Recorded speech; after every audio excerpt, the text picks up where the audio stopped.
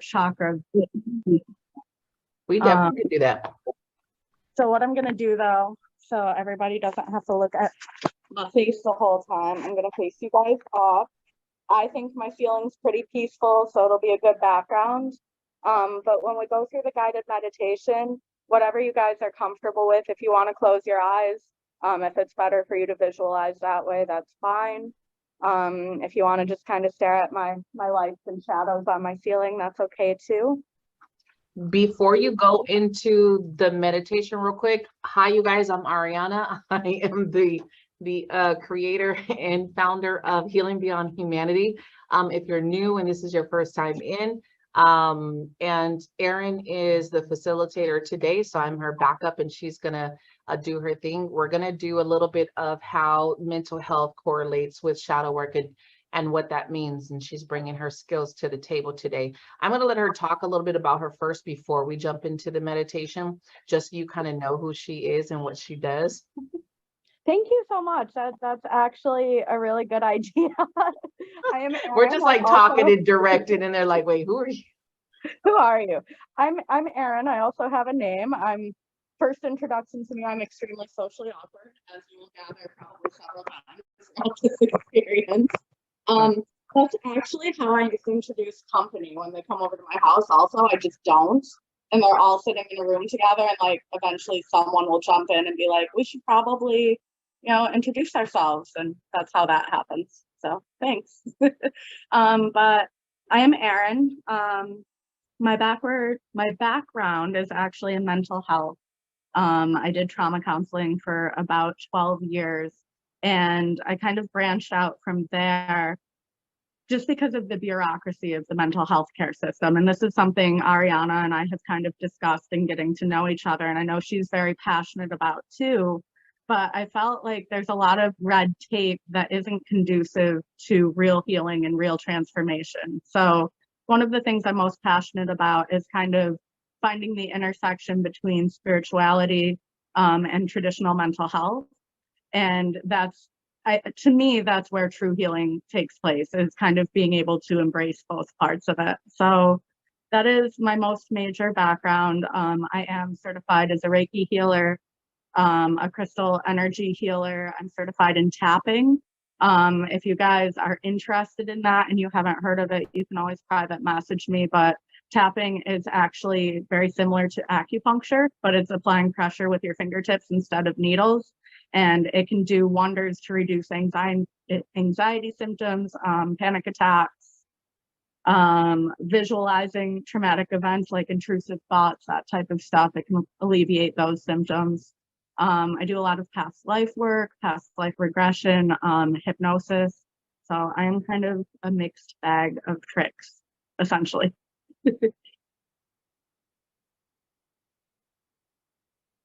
All right. So before we go into it, I like to start with a quote. Today's quote is, "You are never alone or helpless. The force that guides the stars guides you too." So remember that, okay? All right, now we can go into your meditation. All right, so again, whatever you guys are most comfortable with, if you'd like to close your eyes, feel free to close your eyes now. And then I'm going to have you visualize a couple of things. So first, I want you to contemplate the energy that you came into shadow work wanting to transform. What is the negative emotion or the energy surrounding you that you're wanting to deal with? Understand that none of you are alone. Pain is a universal emotion. Everybody feels pain, and we're all bonded by that experience. We can all lean on each other to go through that experience together. I want you all to visualize a vibrant, beautiful violet light surrounding you. As you picture that violet light, imagine it filling you from the crown of your head, through your heart center, and through your entire body. With that light surrounding you, bring your attention to the base energy that you're looking to transform. I want you to picture this energy as a smoke or a haze. And breathe in that smoke or that haze, breathe in that energy filling your lungs. When you breathe it in, I want you to see yourself breathing in not only your own suffering, but that of the others too. The collective pain that everyone feels as part of a human experience. As you hold the air in your lungs, allow that negative energy to be transformed into a positive energy. Picture all of the negative energy being burned and purified by a beautiful violet flame. This is the flame of universal love and universal support. No one is alone and we're all together. As your negative emotions burn in this violet flame, watch the ashes dissolve. They gather together and they're transformed into a deep purple butterfly. Breathe in this new positive healing energy. And as you exhale the new positive energy into the world, exhale it not only for yourself, but for everyone else that's sharing your pain.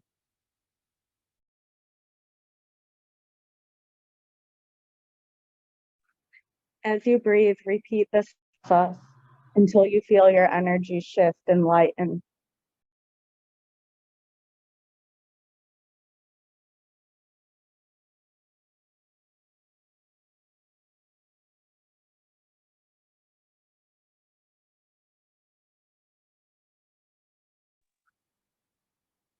And continue breathing.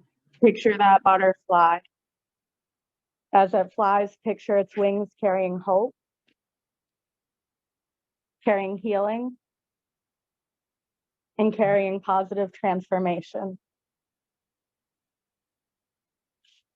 And I'll let you guys take a couple of breaths as you visualize that.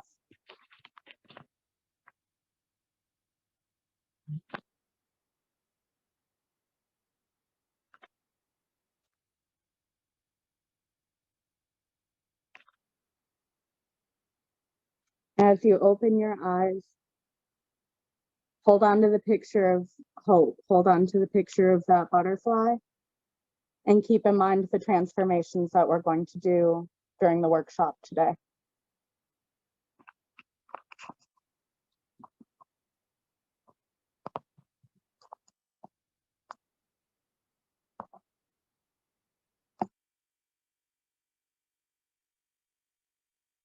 I'll give everyone a minute to visualize. Ariana, I'm sorry, I will be right back. I just have to text my middle child back because he is blowing up my phone.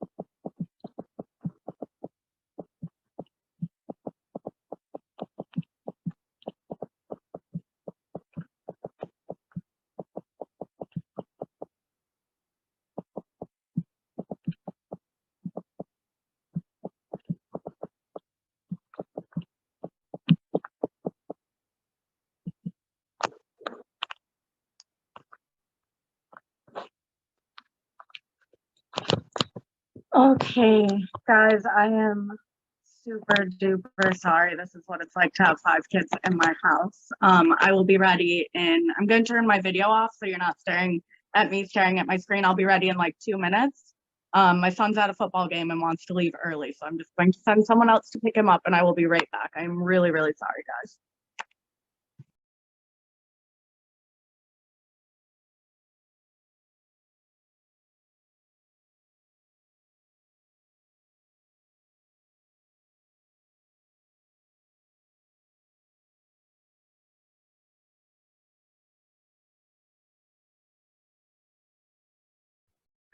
Just to remind you guys, I know some of you guys have been in here before with us, just If you have any questions while she's talking, just pop them in the chat.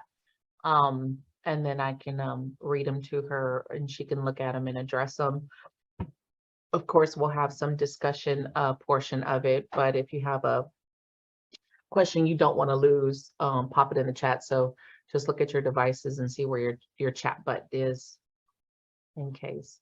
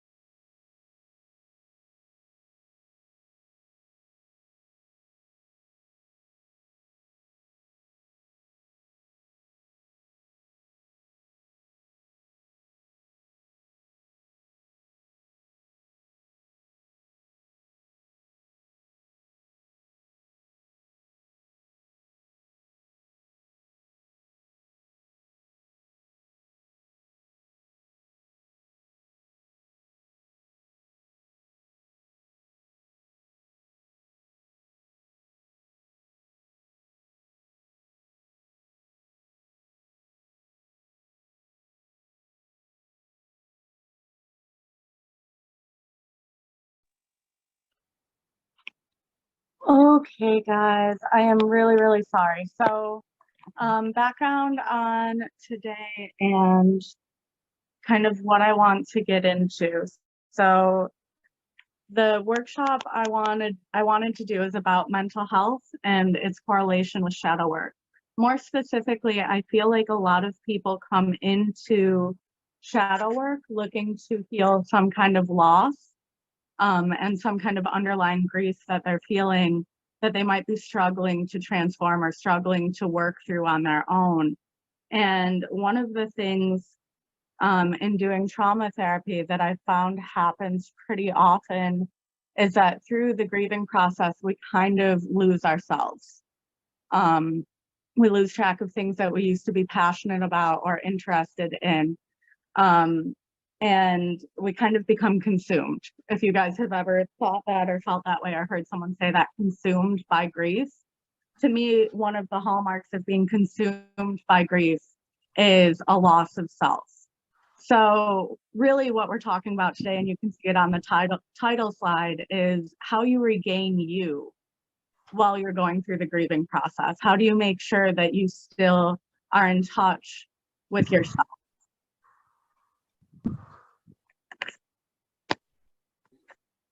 So first things first, what is grief?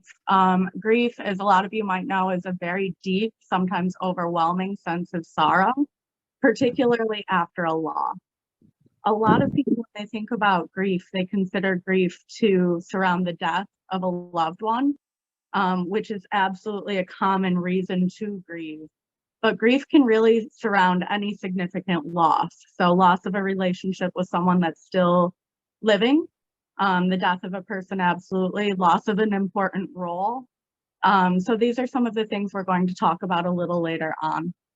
Another important thing to keep in mind with grief is that time is really relative. For some people, the feelings of loss are debilitating, and they honestly don't improve even after what other people may consider a significant amount of time. It can be pretty common, unfortunately, even with therapy sessions, to be told things like, you need to just get over it, or you need to just move on, or, you know, why are you not doing X, Y, and Z thing anymore? Why are you still so upset about this? And honestly, as some of you might know, those can be really damaging things, honestly, to hear, because grief, time doesn't move in a linear process with grief the way it does with other things. And everybody grieves differently and on their own time frame. So essentially, when you get into those longer periods of grief, that can be labeled complex grief. It's also called complicated grief, and this is a persistent bereavement period, a persistent time period where you aren't really able to overcome or to heal or to move through the grieving process. You might experience really low lows, and you might even feel like you're experiencing the loss all over again. So it's something that can be, I guess, very intrusive would be a good way to put it. This is sometimes hallmarked by people having dreams surrounding the loss, people having visions surrounding the loss, or trying to do other things and not being able to focus because of feelings of that grieving process.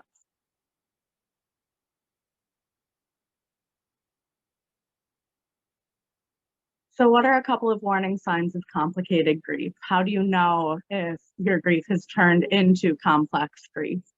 One, baby, can you please quickly talk to your brother? Sorry. Okay. Well, mommy's gonna do this, and I don't know why he's not with you. Sorry.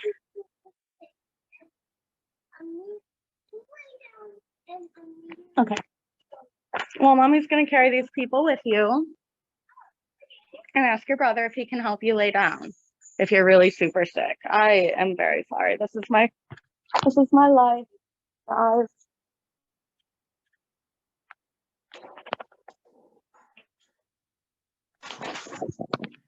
I'm about to go the next.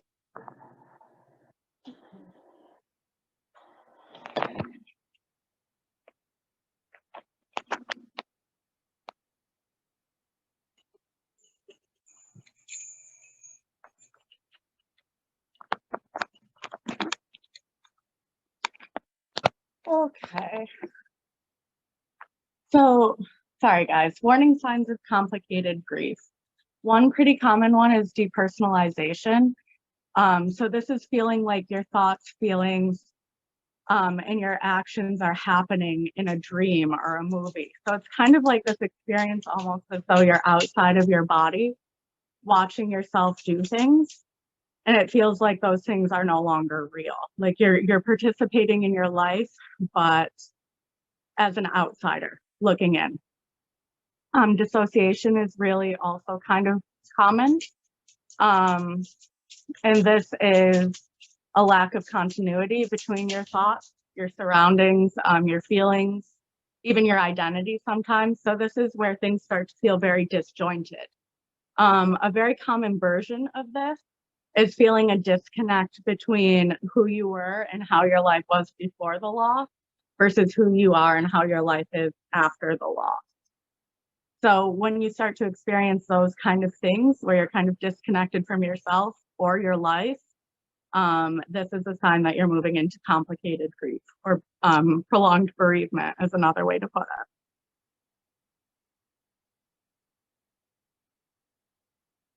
There's a lot of different physical health signs of complicated grief very often, and you can read the list, but very often fatigue, chronic fatigue, energy loss, sleeping too much or too little, problems with diet, gastrointestinal distress, so like an upset stomach, problems eating food and keeping it down,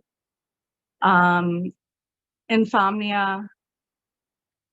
You can have cognitive fog or brain fatigue. So this is where like it's kind of difficult to process information, or it might be difficult to think clearly or even remember things as clearly as you used to be able to.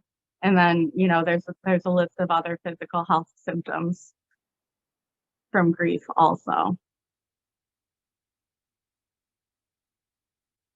Mental health effects include a wide array of things also, depending on the person.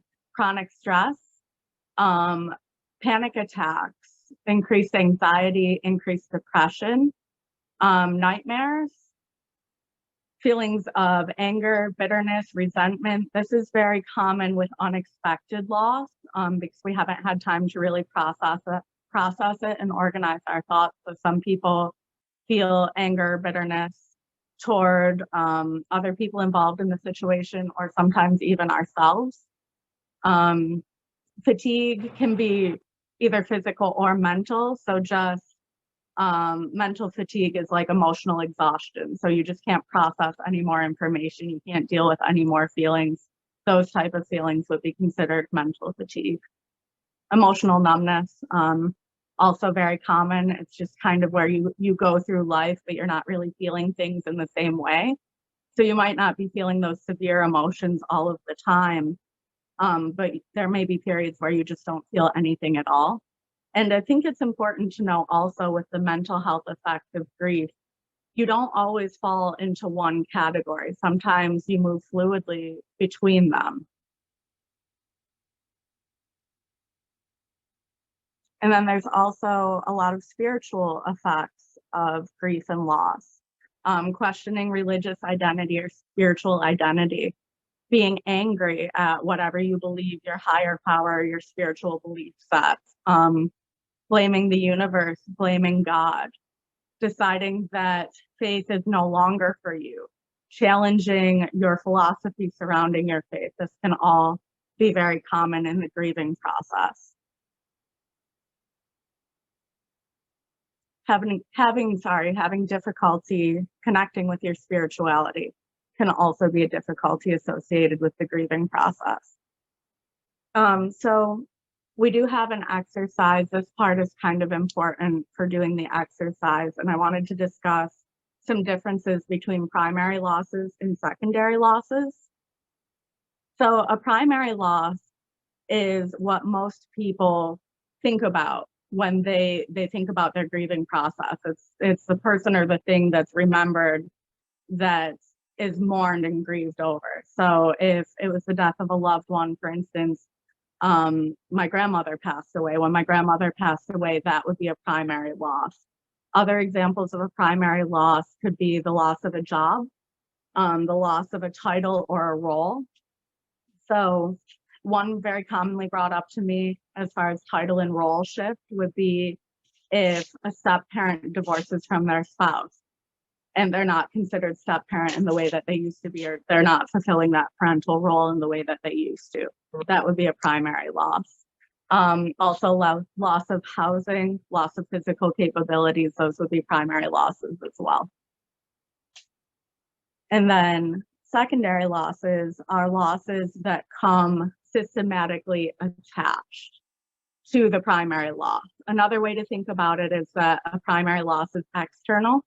It's something outside of yourself you no longer have access to, where a secondary loss is internal. This is something that's going on inside of you because of what was lost. So when I use the example of my grandmother passing away and that being a primary loss, the secondary loss for me was the fulfillment of having someone that I felt loved me unconditionally, having a safe and nurturing environment that I could go to, having a place where I felt heard and seen and understood. All of those things that were gratified through that relationship when she was living were taken from me too, and those would be considered secondary losses.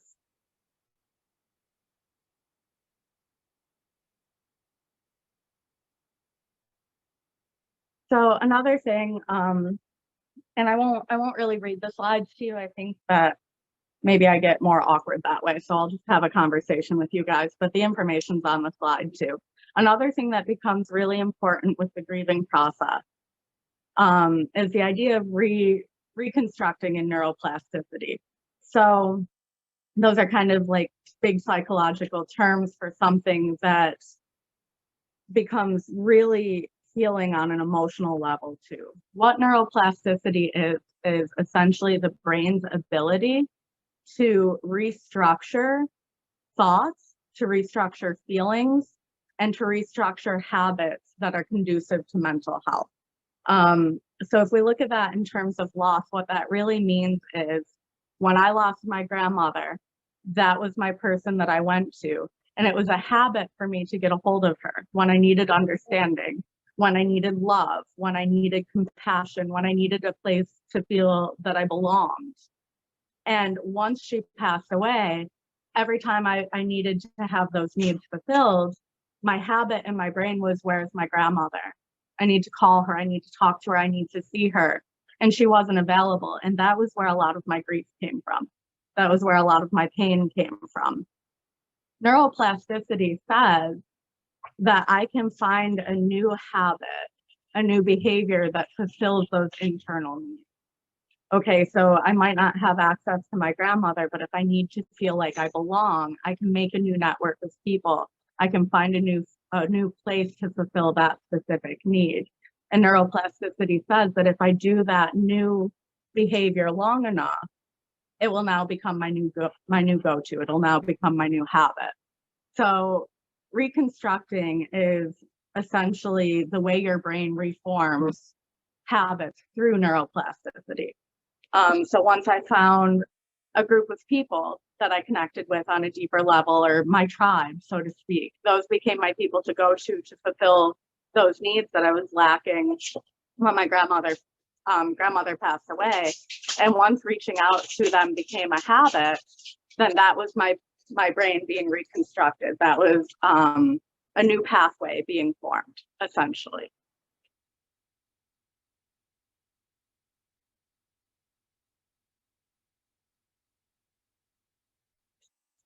So what this means for grief is that we can change the way that we think, specifically by building new habitual fulfillment patterns for our secondary losses, for the internal losses. We can find ways to restructure our life to still fulfill those needs.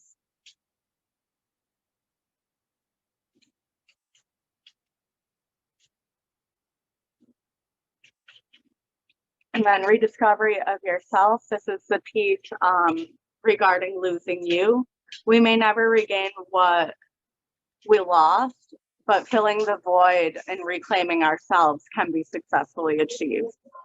Losing yourself is one more loss, but that loss doesn't have to be permanent.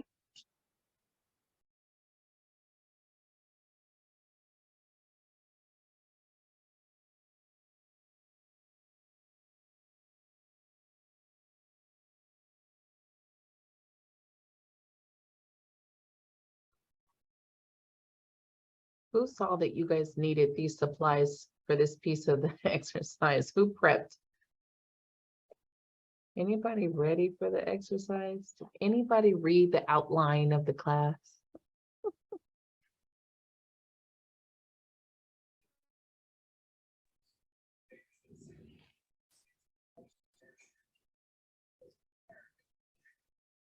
I did not. I can tell you I did.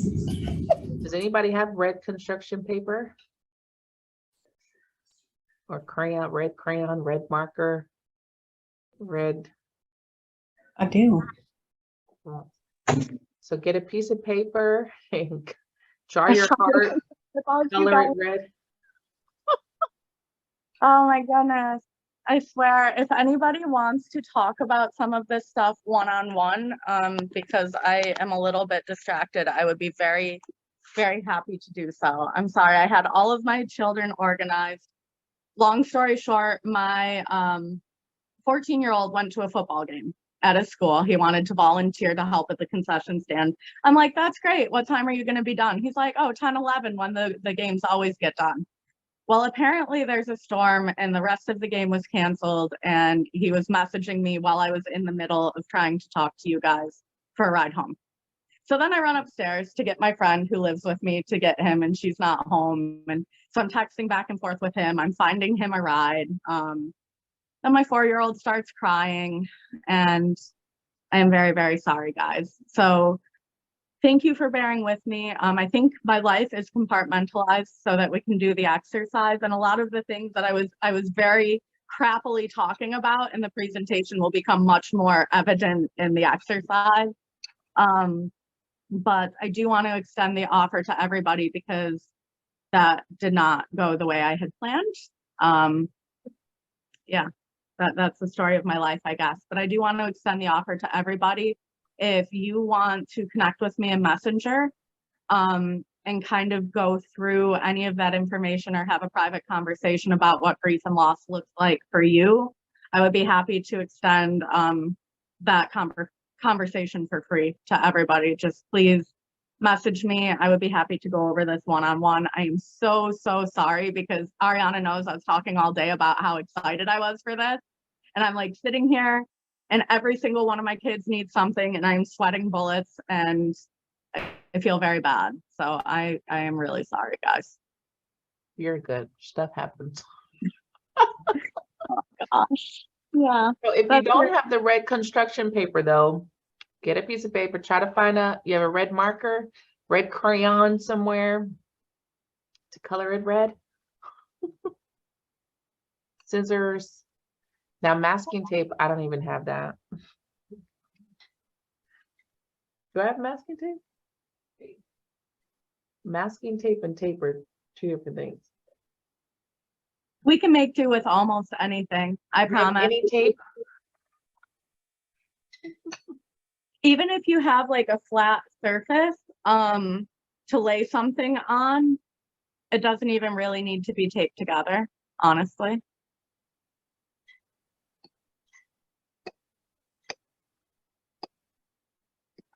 So just get a piece of paper and envision it red. Use your Yeah. visual.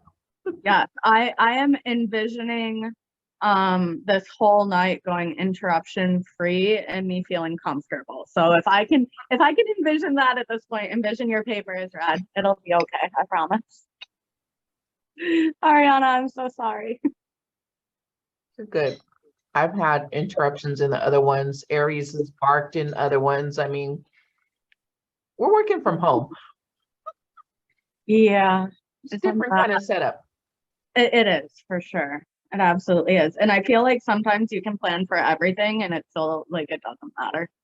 That's when you got to surrender, right? It's out of your control, right? We're teaching. It's out of your control. Yeah. Prime example of it's out of your control. Let it go. So, I don't know if everybody's ready. If you guys are ready, we can get started though on the exercise part.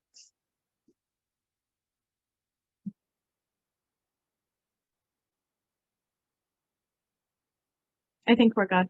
Okay. Yeah, I think so. I'm going to assume we're good. So the exercise on grief and loss, just a disclaimer for you guys. The first part is a little bit difficult to go through. It might bring up, things that are, it's grief related. So it might bring up things that are depressing or that are challenging to deal with. It might bring up emotions surrounding them that are a bit difficult.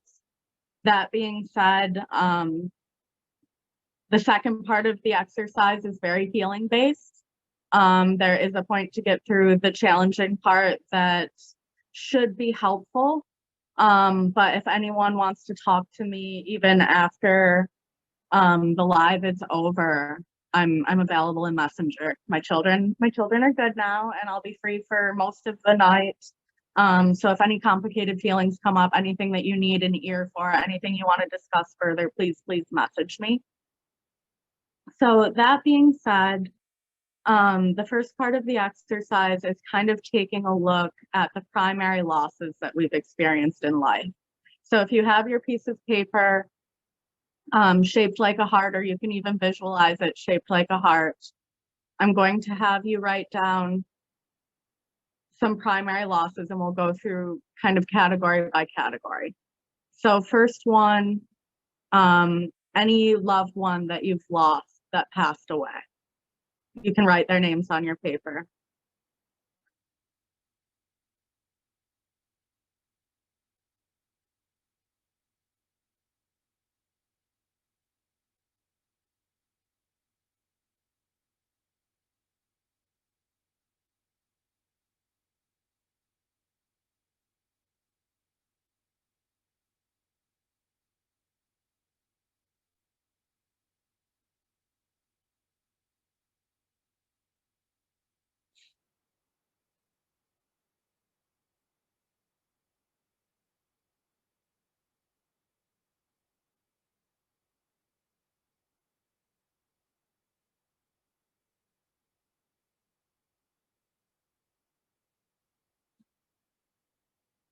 And then once you're finished writing, I want you guys to very carefully either tear off or cut off that piece of paper.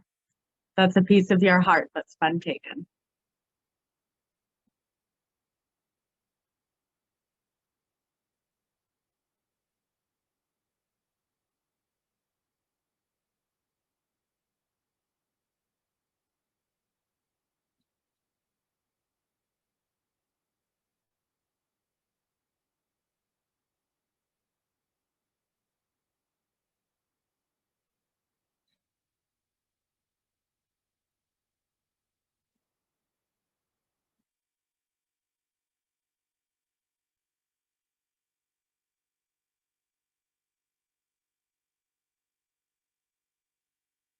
The next part, any relationship that was significant to you that you don't have access to because of an argument, because of physical distance, or because you just grew apart. So a significant relationship that you've lost, but not because of a death.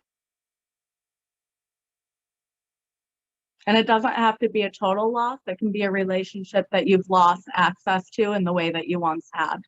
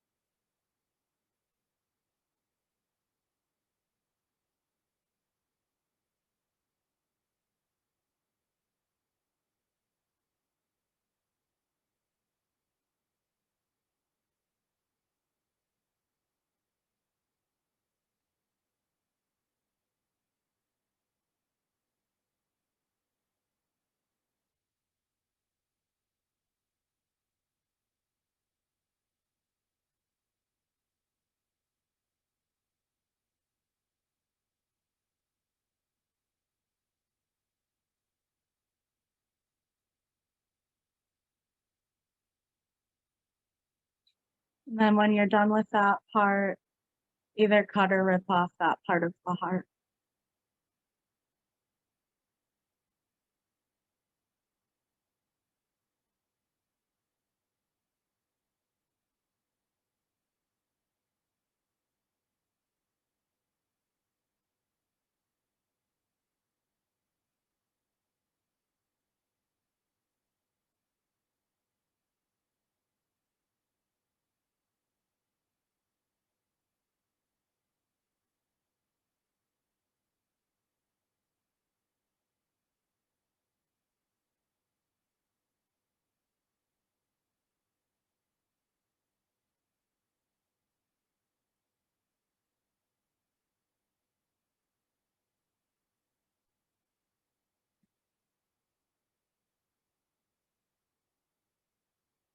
The next one we'll do any loss of physical capability. And some of these might apply for some of you and not for others, and that's okay. So if you don't have anything for a category, just don't put anything down for that space. But the next one, loss of physical capabilities.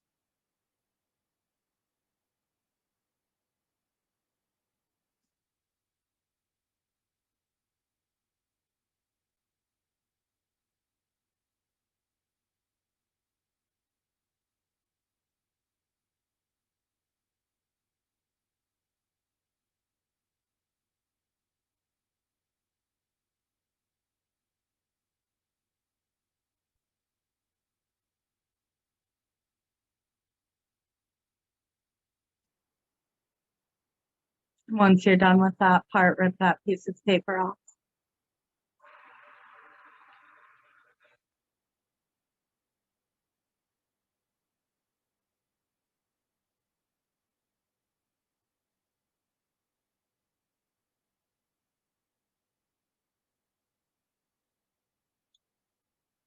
If anybody falls behind, just let me know and I can pause for a little while. But the next category we're going to do is loss of, we'll call them mental health capabilities. But what I really mean by that is periods of significant depression would go in this category. So depression that's debilitating, keeps you from achieving daily goals or daily routines.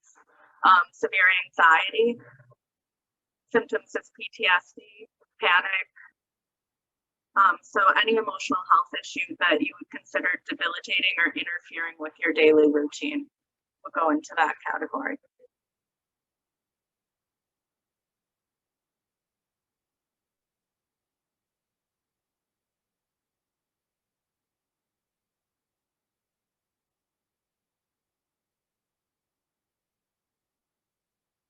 And then tear off that piece of paper.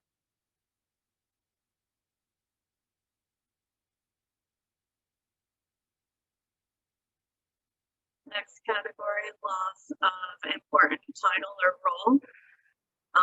Could be a job loss, could be a loss in family structure or family status.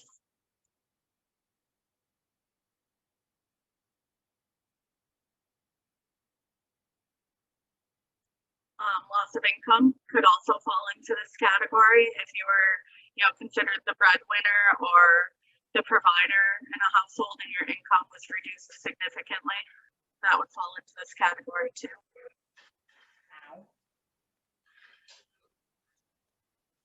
Plan.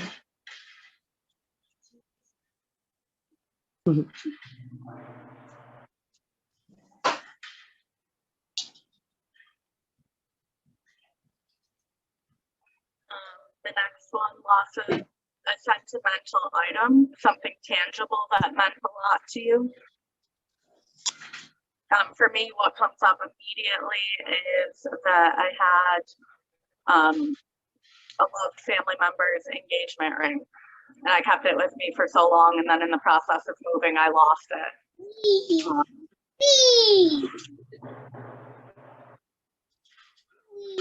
Buzz off. And then tear that piece of paper off. I see. I hear some kiddos. And then the last one is just any other significant loss that you've experienced that I didn't cover.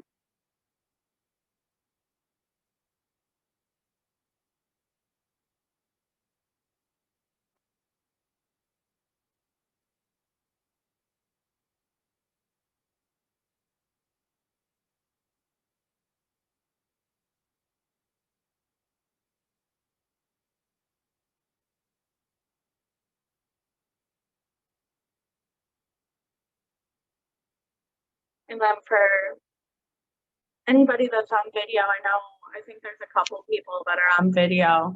If you guys wouldn't mind holding up your hearts and kind of sharing what's left after you took the pieces off. If not, that's okay too.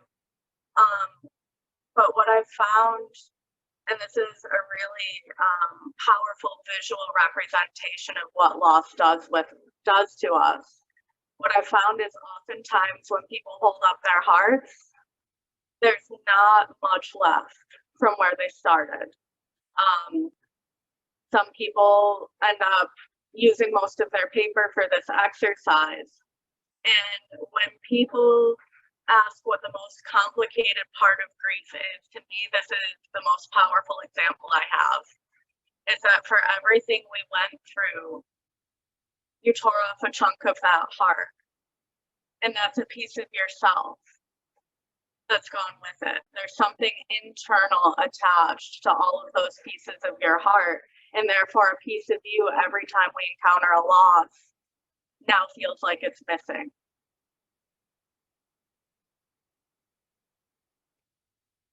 And a lot of times when people talk about grief, some of the words I hear are void, emptiness, sorrow, loss, despair.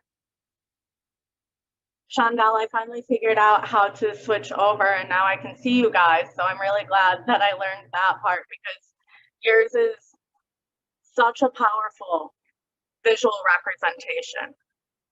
This is why grief becomes complicated. It's because we're literally losing pieces of ourselves. along the way. So the reason I wanted you guys to go through that tough part is because the second most powerful thing I've learned in doing trauma therapy, other than how universal grief is and how universal what it does to us is that the parts of you that are taken away, there's a way to fill that void. And that's the difference to me between grief and memorialization. And so many people are like, what comes after grief? That's a question I'm asked all the time. Erin, what comes after grief? And to me, the only thing we can hope for, because we never forget, right? Like I imagine some of the things that you've taken away on those hearts might have happened years and years ago. And it's like we carry them with us. And things that significantly impact us as losses, we never forget. We'll remember those things probably for the rest of our lives. But the emptiness that we carry with us, if we can grieve that properly, if we can heal from that properly, that turns into memorialization. Grieving to me is when we remember the losses with that void inside us still that hasn't been fulfilled, with that emptiness, with that pain that lasts as though it's still fresh. Memorialization is when we can remember those losses and be happy that we once had those things. And it's such a powerful transformation to go from feeling empty and sad about what's gone versus honoring, accepting, and loving that we once had it in the first place. So anyway, the next part of the exercise is the first step, I hope, in kind of getting to that point. So for each of those primary losses that we just did, when you look at them one at a time, flip the paper over, and on the back of the paper, let's identify the secondary loss attached to it, the part of us that was taken away. So a couple of examples. If it's the loss of a loved one that passed away, some secondary losses might be companionship. It might be having someone that you feel understood you. Belonging. It's very common.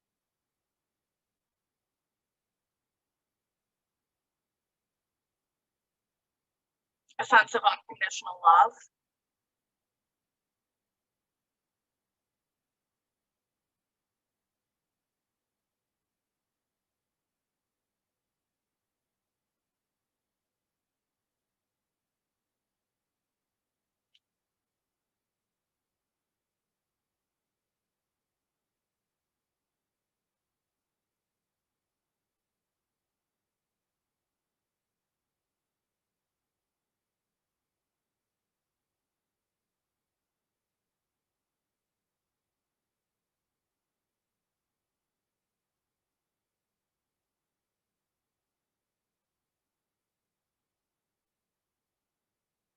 Examples for loss of physical capabilities or loss of a role or title could be a sense of pride, sense of fulfillment, sense of purpose.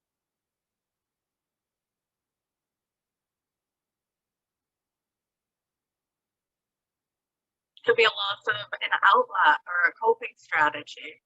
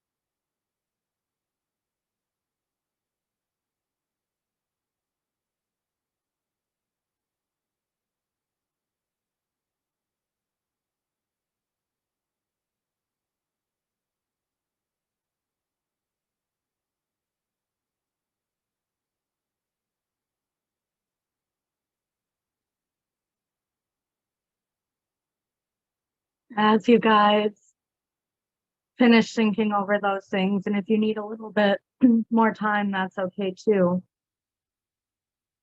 But the most significant part of this exercise to me is the next part.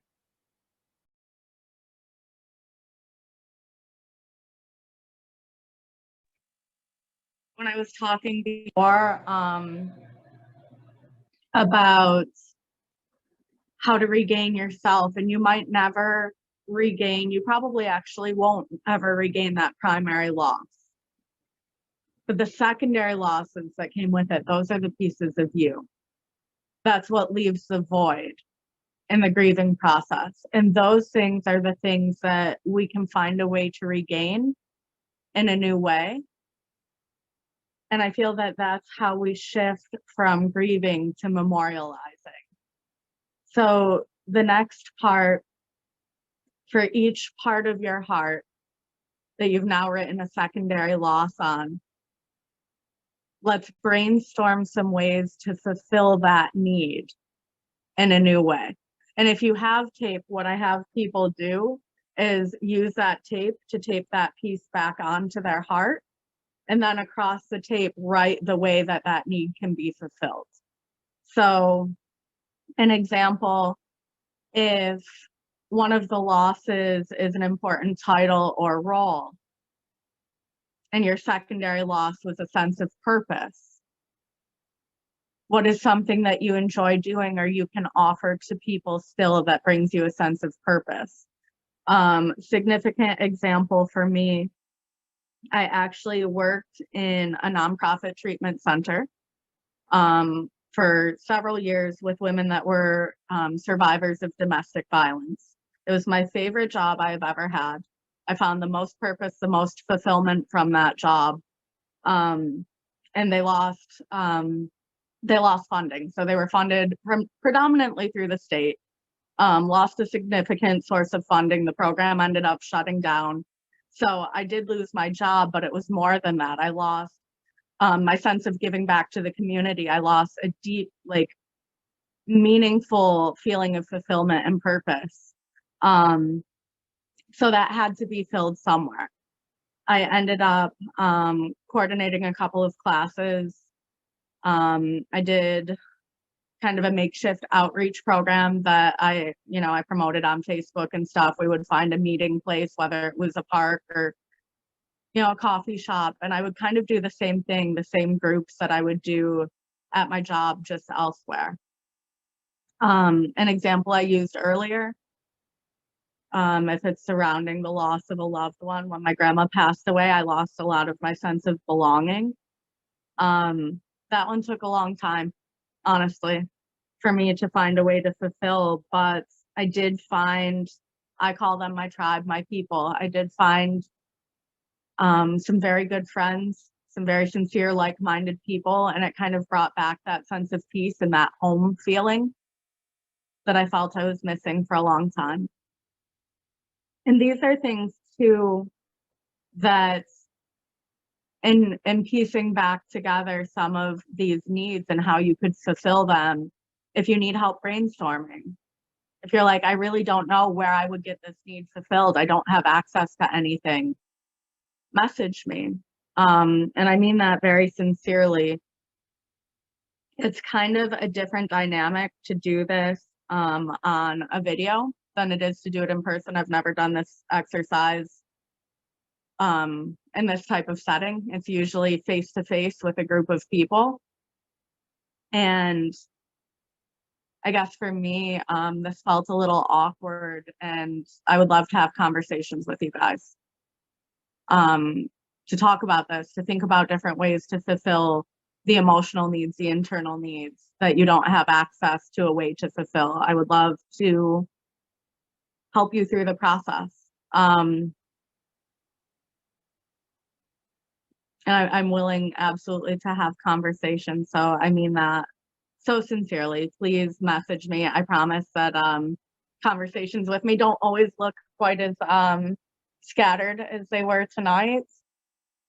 And I'm not looking for payment. I'm not soliciting like clientele or anything. Just if you need help, if you're struggling with some of these things, please private message me. I'd be happy to talk via video chat, phone.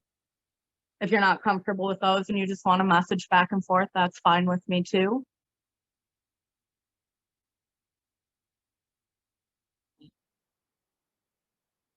And I think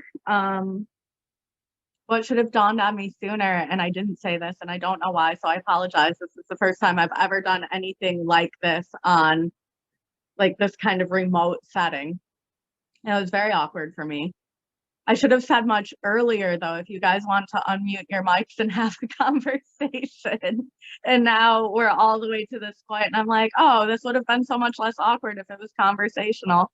So thank you for being a learning experience for me. But if you guys want to have a conversation surrounding this, if you have questions, please unmute yourselves and ask questions. Sorry.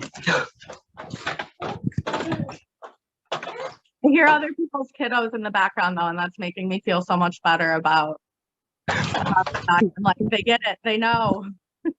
That would definitely be mine. I was going to say, does it make a difference if I was yelling at the phone while you were talking? A couple of times when I had you guys muted, I might have been just yelling in the background at no one, just voicing my frustration and anxiety. So no, it's fine with me. We could actually all unmute our mics and just have a group yell if that would make anyone feel better. That's funny. I actually made a post the other day, heading out to the field to scream for an hour. It's one of those days.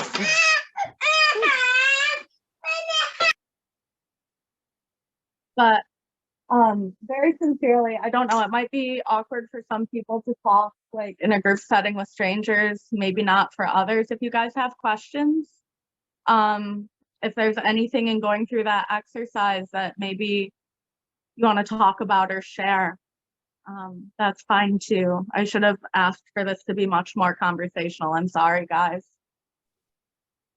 I just want to say thanks for like inviting us, because this came at a time muchly needed. Oh, of course. I can't apologize enough to you guys that I don't know what it felt like on the other end, and my feelings wouldn't be hurt if it was a little awkward. Again, I've never done this in this type of setting, and I don't know why it didn't dawn on me, like, what is missing? Why is it so awkward? It's because there wasn't a conversation. When I'm sitting in a room full of people, we're all talking. We're sharing experiences. We're finding groups of people that had similar losses. And that's a bonding point. I mean, that's a major, major bonding point as human beings, as having a shared human experience, and there's nothing more human than pain. And so that being said, I'm kind of brainstorming ideas. If anyone would like to start a group chat, we can discuss in like a group chat setting, and we can have conversations surrounding what came up in the exercise, some of the losses we've encountered. I would be happy to do a group video call where we're actually all talking and I'm not like just regurgitating information at you guys. If there's anything I can do to help in a setting that would feel more personable or more inclusive, please private message me. Because I feel like there's so many conversations that can be had surrounding this. And I also feel that I very much dropped the ball on what I wanted to accomplish. And part of it was that the conversation was missing. Part of it was that I was very distracted by my children, who have this innate skill in me telling them 2 days ago and reminding them every day, mommy has something important to do at 8:30. And so can we please, like, you're sure your game's done at 11 and you're going to be okay. And, you know, this person's going to come over and hang out with you. Everything was squared away days ago. And they have this skill of right in that moment finding like 800 things that are wrong.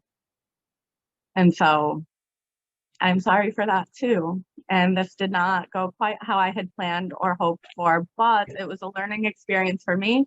I'm very grateful for you guys, and I really would like to find a way to make this more personable, more conversational.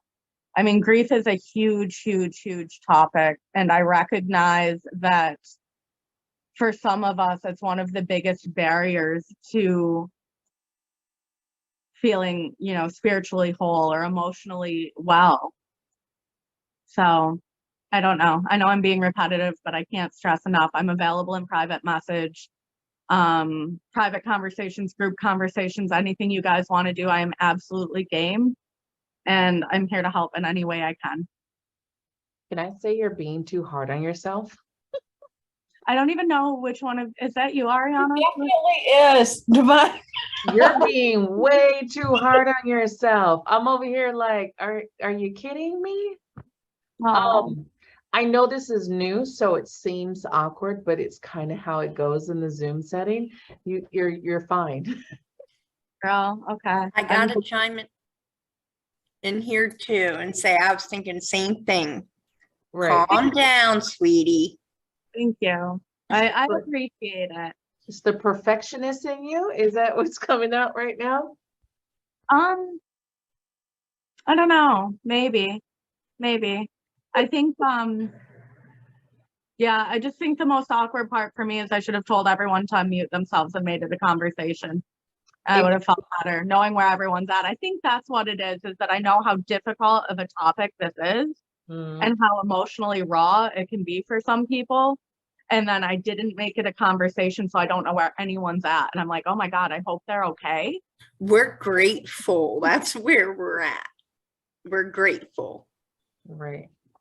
They're kind of taking it all in. I have everyone mute because of the background noise. So in the classrooms, and a lot of them have been in most of my classes. So it's like to just mute so that they can hear you.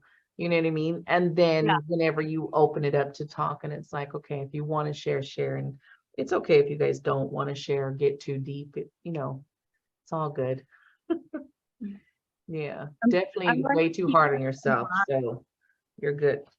My 2 takeaways I'm keeping in mind: open up to conversation several times throughout and send the kids to grandma's house. Right. That probably, yeah, if they're gonna, you know, like, you know, because kids are kids. Like, let's be real. And they're like mom's home. Like, they don't give a shit that that you're doing. So they're like, Right. mom's home, she's accessible.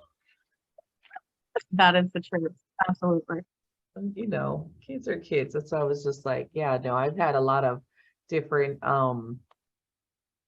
interruptions and background noise and dogs and like, I was gonna say that AG already prepped us for this exact moment. they're already used to it. Several things that can happen, internet problems, I don't know, video You name it. problems, everything that possibly could happen. I think we've experienced it. So it's like, yeah, we're working from home. So yeah, no, you're good. Anything you want to tweak, yeah, tweak away. I don't know if you want to tell them about this trigger tree so they can do this exercise.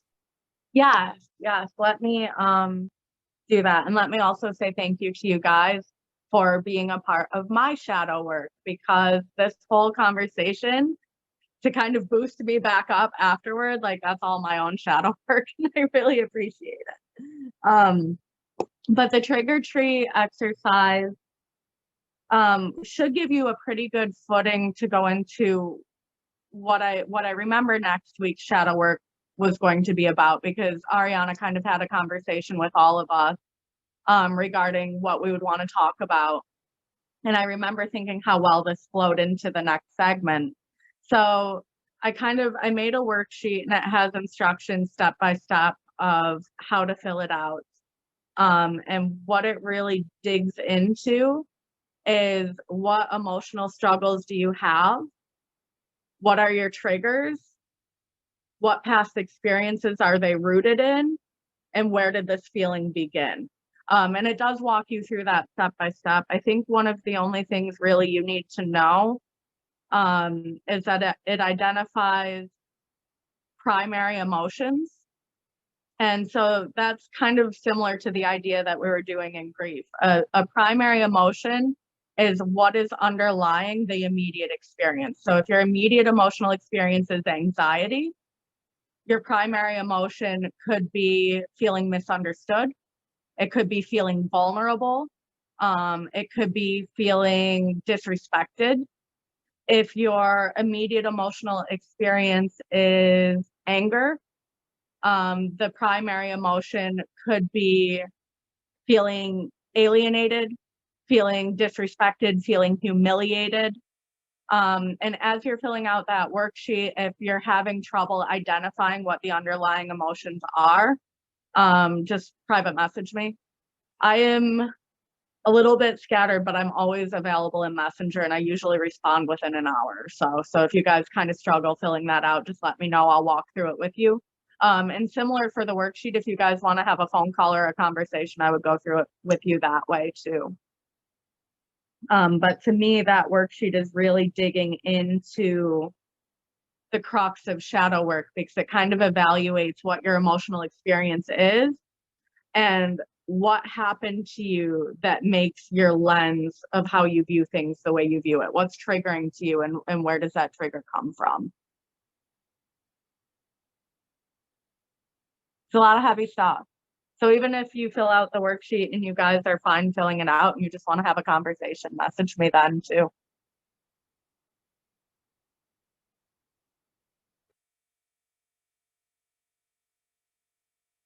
And Ariana, thank you for this experience. I appreciate it.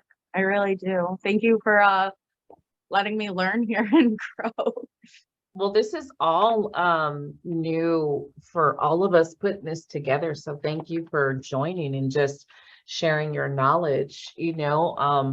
Just like she said earlier, you guys, I do believe mental health and shadow work and healing go hand in hand. And the sooner we understand that and realize how important it is to correlate all of them together, that mind, body, soul, and spirit, is the better, it's better for us.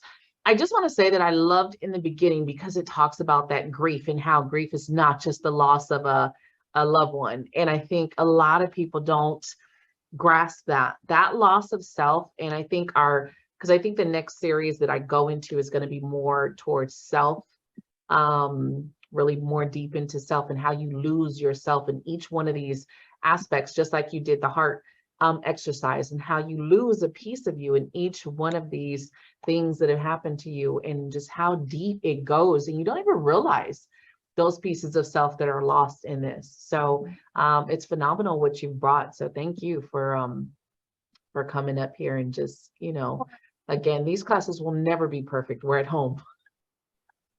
Just never, ever, ever. Thank you so much. I really appreciate it. I really, really do. It means a lot to me. Thank you guys that were here. Thank you for sticking with me as I kind of struggled through and muddled my way along. And just one more time, for the sake of being repetitive, please private message me if you guys need anything, you want to talk about anything. Well, thank you. Because like I said, the exercise did open up a few more things that I really wasn't aware I was grieving, should I say. Like, I know there was some issues and there were some problems with certain things. And I know grief was more than just the loss of a loved one or something along those lines. But some of the other things is like, you don't always look at all of those necessary things that you're going through as necessarily a grief. So that actually does help quite a bit with quite a few issues I have going on. I'm so glad. And please, like, if you want to message me and talk, I would love to. And another thing, you just jogged my memory. When we're talking about complicated grief, a lot of times in an exercise like that, what you'll find is complicated grief comes from the internal loss being repetitive. So if you look at the backs of your papers and you're like, wow, not having a place where I belong came up here and it came up here, or feeling like my sense of fulfillment or my sense of purpose was taken away, it came up here and it came up here and it came up here. A lot of times what you'll find, and I think it's so important, because when people think about grieving, a lot of times the focus is solely on the primary loss. the person that was lost, the job that was lost, you know, the situation that we don't have access to. And a Right. lot of times people don't ever, or they're never told to look at what internally happened. You know, every time we lose something, it takes away a part of us. It Yeah. takes away the part of us that was fulfilled by that something. Because if it wasn't fulfilling a need within us, it would never be important enough to be viewed as a loss. We wouldn't be grieving it in the first place if it didn't take away something important internally. And so I feel like that internal portion is so under addressed when it comes to grieving. And I feel that's why a lot of people sit and they wonder why they're not grieving successfully, if that's even a thing. Right. And what I've found time and time again in doing that exercise in person with people is that they find a theme. There's a very common pattern of something that is a void within them that's lacking. And it's like loss after loss after loss is poking at an open wound. Mm. And they're wondering why grieving isn't getting any easier. And the reason it's not getting any easier is because each thing that they've been grieving is poking that same internal loss over and over and over again. And they haven't found a way to fulfill it because they didn't even realize it was a problem. Right. That makes sense, because I actually did have that come up, that I had two that came up a few times with this exercise, which was not enough and limitations. Mm. Yeah. Yeah. And the interesting thing is that I have a very sneaking suspicion that when you do your trigger tree, those might be themes there too. And what we end up finding, if you've ever heard the terms in shadow work, like healing the inner child, what I have found personally in my own shadow work and what I've heard other people say is that grieving and triggers and all of these negative experiences, there's often a common thread. And that common thread, often, if you trace it all the way back to its origin, is in some traumatic experience very early in life. And it's almost like, I don't know, I mean, label it what you will based on your belief set. My personal belief set, I label those karmic lessons. It's something that when our soul, you know, came into this lifetime, it was something we needed to learn on a soul level. And life will keep bringing that theme over and over and over until we learn how to deal with it, until we learn how to overcome it, until we learn how to be healthy and whole despite, you know, whatever that experience is. So I guess to me, that's what shadow work's all about. It's about finding those themes. It's about finding those patterns and tracing them back to their origin, and then learning how to heal from that so that we don't have to keep experiencing the same type of like emotional pain, emotional turmoil over and over again. Right. Right. That's the levels too. I think people don't, when we're coming into it, it's like the levels of it. You'll look at one part of it, and that's perspective, right? Until you get that other trigger that opens the next perspective, then Right. you know, link to the next part of it, and you're just like, oh shit, I thought I was done with. And you'll always say that, I thought I was done with this. I thought I was done with this, and it's like, no, there's more. You got to go deeper, and that's part of what Healing Beyond Humanity is about, is getting to the core problem. You can't work on it if you don't know where it stems from. You're just like, you know, you're putting band-aids on shit, but you're not getting to that core issue. So you're going to keep getting triggered, keep getting the same type of people, keep getting the same type of relationships, and never get to that end, you know, the end game. But yeah, I like that exercise. I didn't do it because I was eating over here trying to scarf down my food, but I am going to do it later because I just want to do it. And it's crazy because where I'm at in my healing journey, I am dealing with that the loss of me. So there's the piece of all of the pieces I've lost of me is what I'm kind of sitting in every situation that I've been through. And so there's like that, if you think of like soul retrieval, right? Those pieces and retrieving those pieces back to you. And there's some things, it was crazy because I was triggered today and I was doing a reading for my daughter. She's like, can you look at what the energy looks for, you know, for next month? And I was like, cool, let me look it up, right? And if you guys have seen my YouTube channel, I do like a wheel, a zodiac wheel. So it shows all the houses and it kind of shows you what energy is coming out in these houses. And each zodiac house represents a main piece of your life. Like Aries house is self-development, Taurus is, you know, finances, money, what you value. Gemini is communication. Cancer is like, you know, it's like home, family, nurturing your kids, right? So there was this one part that came out, these two cards that came out, which was the Ten of Cups, which is the beautiful card. And I used the Kipper deck, which shows this older lady, which the older lady card, mature woman is normally like grandmother, aunt, or mother energy, right?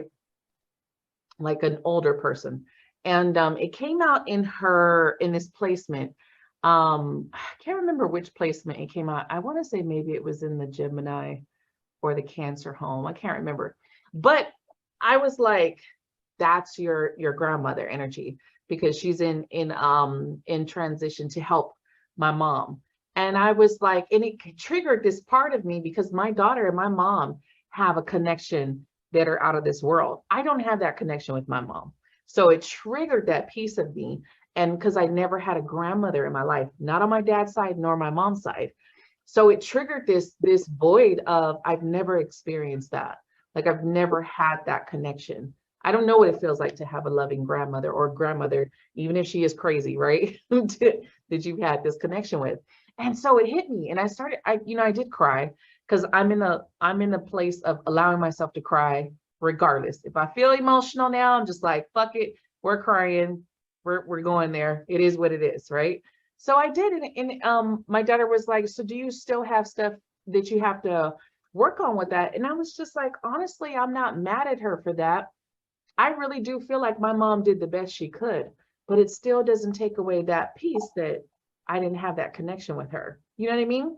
So now the place that I'm at is actually understanding that some things there's no actual healing to do there. You have to fill that void up with something else, because you'll never get that, right? You'll never get that. You'll never replace that. You'll never find that because you don't know it. So now I'm in this place of, okay, I need to fill it with love. That's normally you're going to get to that part to fill it with love, but you know, it's just a crazy dynamic. And you know, the thing is that we become, I think in a lot of ways, whether we realize it or not, we become hypersensitive to certain emotional pains. And it skews our entire perception of, you know, our self interactions with other people, like what's going on in certain settings, because it's like a self-protective mechanism where we're on the lookout for a certain type of pain. But what we don't realize sometimes is that if we're constantly on the lookout for a certain type of pain so that we can protect ourselves from it, we're going to see it everywhere, right? Because we're looking for it everywhere. And that actually reminded me, I'm sorry, because now I'm blabbing. But it kind of reminds me of the story about when I started the trigger tree exercise. So real quick story kind of behind the scenes of when I learned how important that was. I was working inpatient therapy at a psychiatric hospital. And we had a guy come in, very deeply depressed, very, very serious drug addiction. He was addicted to opiates, so he was withdrawing actively when he came in, and he hid in his room for the first couple of days. So he was assigned to my caseload. I was his therapist. I hadn't really interacted too much with him because he was just so miserable. Came into work one day. I had an ear infection in both ears. I think I told you this story, Ariana, but I had an ear infection in both ears. I was sick. I couldn't hear hardly anything. I mean, I was practically deaf, but I still went to work because I loved my job. I showed up. And so I guess this man at some point had come out of his room and he needed something. And I was walking down a narrow hallway, and apparently he was behind me and he was yelling my name over and over and over again, Erin, Erin, Erin. Didn't respond to him because I couldn't hear. Like I could not hear shit. So we get by the nurse's station He picks up a giant, like one of those old fashioned metal hole punches with the big arm, picks it up off the nurse's station deck, clocks me in the back of the head with it. Super, super scary. It was the first time I had ever been like physically attacked at work. And one of the techs had asked me, you know, do we need to take him off your caseload? What do you want to do? And I'm like, no, you know, just I'll leave my door open during therapy and I want someone outside my door, but let me figure out what's going on here. Second conversation with this man, he had disclosed to me that one of like the pains underlying his drug abuse and one of his biggest traumas was the fact that his mother was an alcoholic. And so his whole entire childhood that he could remember, his mom was drinking and his dad was severely physically abusive. And so his dad would be hurting him and he would be screaming, "Mom, mom, mom, mom, help me, mom, do something." And she would be off in the other room drinking, couldn't be bothered with him. So right before he came to look for me that day, coming down the hallway, he had been attacked by another male patient. Larger male, physically dominant, physically abused, looking for the female that was supposed to be nurturing, that was supposed to be protecting, that was supposed to be there to support him, yelling my name down the hallway and just like, "Mom, I didn't respond." And it triggered a reaction in him like that. Was not looking for an explanation. He did not care in that moment. Did not even comprehend that maybe something was wrong with me because that moment took him back to that pain immediately. And that's like a really, really, you know, severe example. But that's what we do sometimes in our daily life. And it doesn't have to be that serious of an event, but our perception of every moment of our lives is skewed by all of the previous moments of our lives. And unfortunately, it's probably skewed the most by the painful ones. Mm-hmm. And I think part of shadow work is taking that lens off and being able to really lay it to rest and look at the present moment for exactly what it is, nothing more, nothing less. So that's kind of what Trigger Tree is all about. That's a heads up on the exercise that's posted. And again, if you guys want to talk to me or work through that with me, please feel free to message me. Awesome sauce. All right, you guys. I don't know if you have anything else for them. Does anybody have anything they want to share or questions for Erin before we go into the affirmation circle? Nope, nope, nope. Okay. So if you've been here before, you kind of know how the affirmation circle goes. If you haven't, we do the affirmation circle at the end and I'll start it. And it's just saying one good thing. I'll give you a person's name and it's just giving them a compliment, saying one good thing about them. It's easy for us to say nice things about other people. It gets very hard sometimes to say something nice about ourselves. So just take that moment, even if you know the person, you don't know the person, it doesn't matter. If they said something that, you know, sparked to you, if not, don't worry about it. Just pick something nice to say. And that's what we're going to do. So I have, Tammy is the first person I see. So I don't see you because I think something happened to your camera. Yeah, it's my work computer. Camera's off. Okay. What I do want to say, which I always say, but I really want to just let you know I'm proud of you for even showing up tonight, because it takes a lot to just show up for you. And some of the first steps, what we need to master is just the art of showing up. So I want to say just that I'm proud of you for showing up today. Okay. Thank you. It definitely came at a time, I guess, I don't know, you're well needed, because this is going to help. Awesome. So Tammy, you have Shondell. Okay. And so we're saying something nice. I'm going to say, I love your freaking hair. Thank you. You're welcome. Awesome. And Shondell, you have Erin. Okay. Hi, Erin. Hi. I was just gonna say you did do a wonderful job. Please stop beating yourself up. Thank you. Make sure to give yourself permission to be the best you and to allow yourself to be happy even through all your chaos. Thank you. I appreciate that a lot. Aw. And then Erin, you have Leeson. I think that's how we pronounce it. Leeson, I didn't. Aw, I can. There's Leeson. Hot dang, I talked to you, honey. You were on the second screen of my people. Leeson, this is so easy for me. I could speak for days because I actually know Leeson on a personal level. But Leeson, I am so proud of your ability to show up for yourself because I know you have a lot of other responsibilities too.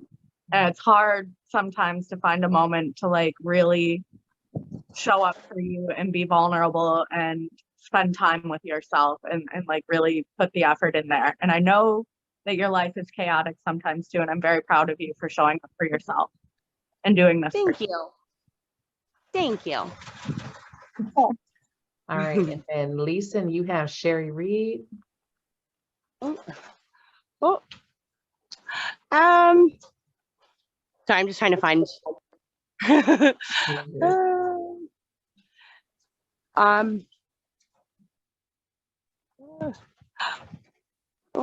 I'm not quite sure what to say because there's nothing there.